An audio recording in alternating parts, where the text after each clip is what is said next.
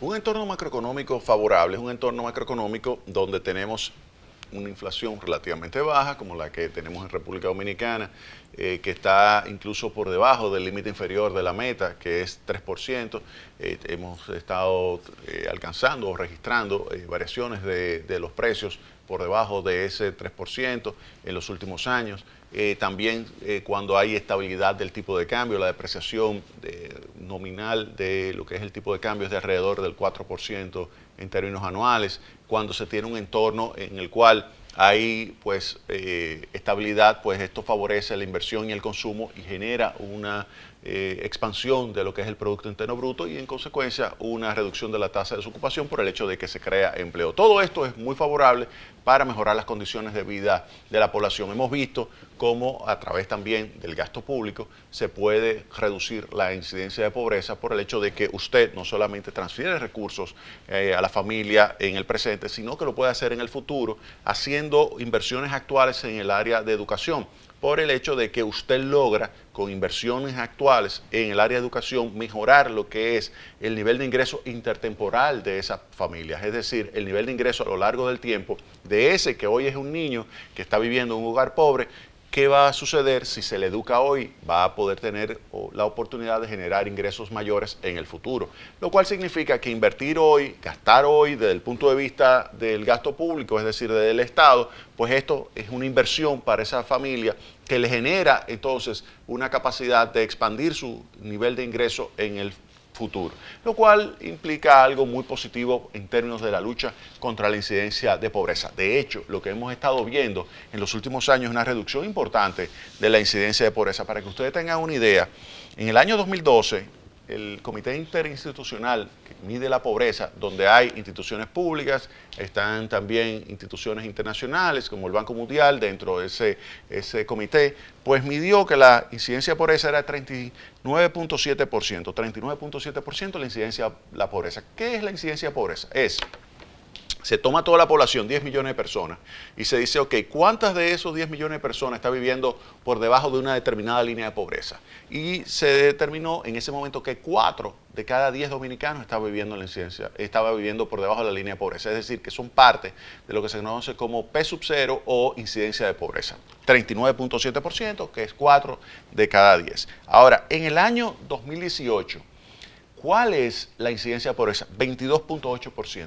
22.8%. Fíjense la reducción de 39.7 a 22.8%, o sea, 16 puntos de reducción de incidencia de pobreza. Y esto obviamente, 16, 17 puntos, o sea, lo que significa una caída importante de la población que está viviendo por debajo de la línea de pobreza. O sea, más de 1 millón de personas ha dejado de ser pobre en la República Dominicana. Usted me dirá, sí, pero sigue siendo vulnerable. Y tiene toda la razón. Tiene toda la razón, sigue siendo vulnerable, pero ya no es pobre. Pero ya no es pobre, sigue siendo vulnerable, pero no es pobre. Por eso la importancia de mantener la estabilidad macroeconómica. ¿Por qué? Porque en una situación de incertidumbre, de inflación, de depreciación del peso, de desocupación acelerada, pues se pierde esto. Por eso los agentes económicos, las personas, la población en términos generales, tienen que entender la importancia de la estabilidad macroeconómica. Si usted tiene turbulencia macroeconómica, eso que se ha reducido de 39.7 a 22.8, que es la incidencia de pobreza, volvería otra vez a ser pobre. No cabe la menor duda. Una situación donde se pierda la estabilidad de precios, por ejemplo, donde de repente otra vez los colmados, los supermercados comienzan a registrar fuertes variaciones de precios. Eso es obvio que va a generar una situación de pérdida de poder adquisitivo de la población y de empobrecimiento.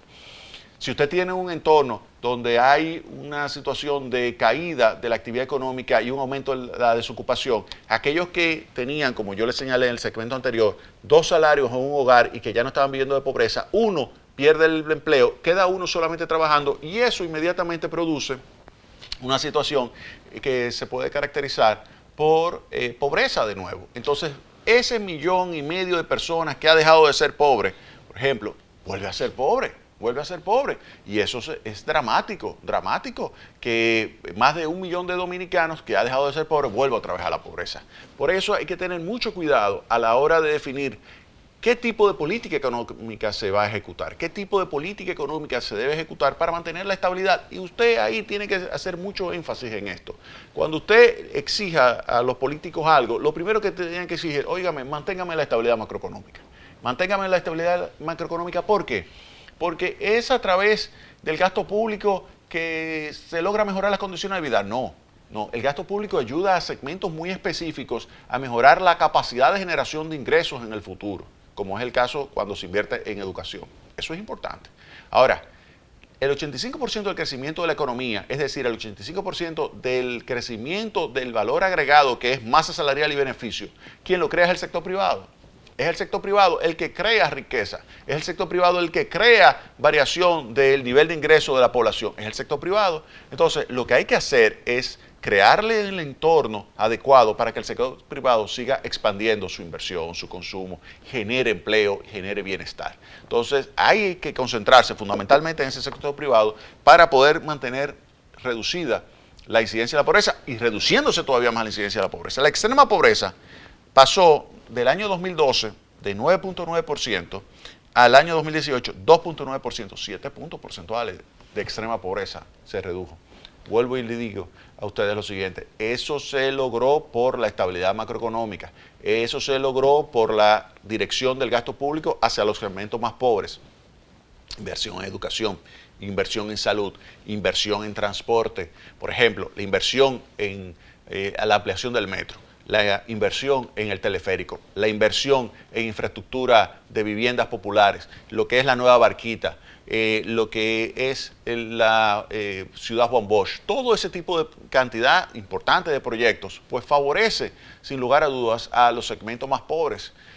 Y esto pues implica que a través del gasto público se puede mejorar tanto intertemporalmente como también en el corto plazo el nivel de calidad de vida por el hecho de que hay una transferencia de recursos. Ahora bien, hay un límite de esto. ¿Cuál es el límite de todo esto? El límite de esto es la presión tributaria.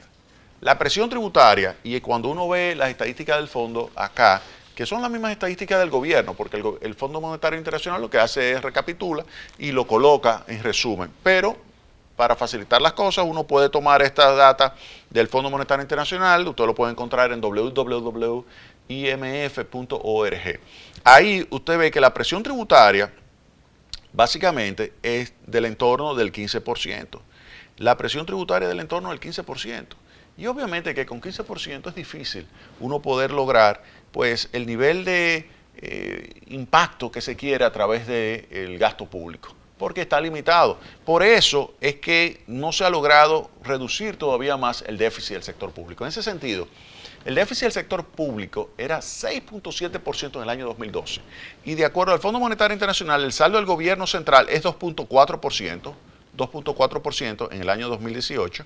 El déficit del cuasi fiscal, que no lo incluía en el sector público no financiero, que le dije el 6.7, es 1.2%. Es decir, que fíjense cómo se ha logrado bajar de 6.7 a 2.4 el déficit del sector público no financiero. Ha ido bajando ese déficit y esto obviamente que implica un ajuste importante de parte del gobierno. Ese ajuste importante de parte del gobierno para este año es 2.1, lo que está intentando el gobierno alcanzar, 2.1% en el gobierno central.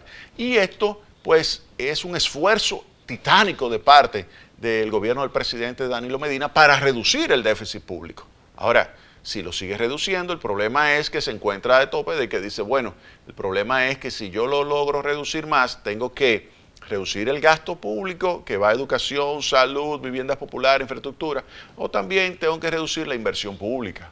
La inversión pública es también impactante e importante para la economía. Por lo tanto, nosotros no podemos seguir reduciendo. Y eso genera, entonces, una situación en la cual se tiene un déficit. En los últimos años se ha tenido un déficit entre 2 y 2.5%, considerablemente más bajo que el 6.7%, son más de 4 puntos porcentuales. O sea, el presidente Danilo Medina redujo significativamente el déficit público. Ahora bien, no puede continuar reduciendo al ritmo que se debería para, por ejemplo, desmontar deuda pública. ¿Por qué? Porque se debería reducir entre 2 y 3 puntos el déficit público. ¿Cómo? Mejorando ya sea los ingresos o reduciendo el gasto público. La pregunta es, ¿qué gasto público vamos a reducir? No podemos reducir el gasto en educación, que ahí usted tiene 4%. No podemos reducir el gasto del pago de los intereses, que es 2.7%. Y así no podemos reducir 2%, que es de salud. Y no podemos reducir lo que es la inversión, por ejemplo, que se hace en nuestra seguridad, Fuerzas Armadas, Policía Nacional. Cuando usted viene a ver, se da cuenta que al final le queda muy poco para poder reducir. Usted me dirá, no, pero podemos recortar aquí, recortar allí. Sí, usted puede hacer un ahorro de medio punto porcentual. Vamos a suponer, en el sector eléctrico. En el sector eléctrico usted tiene un déficit de 1% del PIB. Usted dice, ¿lo pudiera recortar ese déficit? Sí, lo puede recortar el déficit. Puede recortar en medio punto porcentual. ¿Cómo lo puede recortar? A través de la central termoeléctrica Punta Catalina. A través de la central termoeléctrica Punta Catalina usted pudiera recortar ese déficit. ¿Por qué? Porque la central termoeléctrica Punta Catalina va a generar dos cosas. Primero, un nivel de beneficio equivalente a un monto que puede estar entre 200 y 250 millones de dólares. Entre 200 y 250 millones de dólares va a generar de beneficio la central termoeléctrica Punta Catalina anualmente. Y segundo, puede lograr que las empresas distribuidoras de electricidad tengan un ahorro por no comprar en el mercado spot a 14, 15 centavos, sino comprarle a Punta Catalina por debajo de los 10 centavos, pudiera perfectamente generar un ahorro entre 200 y 250 millones de dólares, lo cual significa que se puede ahorrar en el sector eléctrico medio punto porcentual del PIB. Ahora, quedaría todavía por buscar 2 puntos del PIB. Uno lo pudiéramos buscar a través de la reducción de las exenciones y uno lo pudiéramos lograr a través de la reducción de la evasión. Esos son dos elementos clave que pudiéramos tomar en términos de colocar sobre la mesa y decirle al fondo, miren, vamos a mejorar en 2.5%, 2.5 puntos porcentuales del PIB, la posición financiera del Estado, con el objetivo, ¿cuál? De comenzar a desmontar la deuda. Vamos a pensar en eso, vamos a pensar en eso. ¿Cómo se pudiera hacer eso? Vámonos a la pausa y retornamos en breve.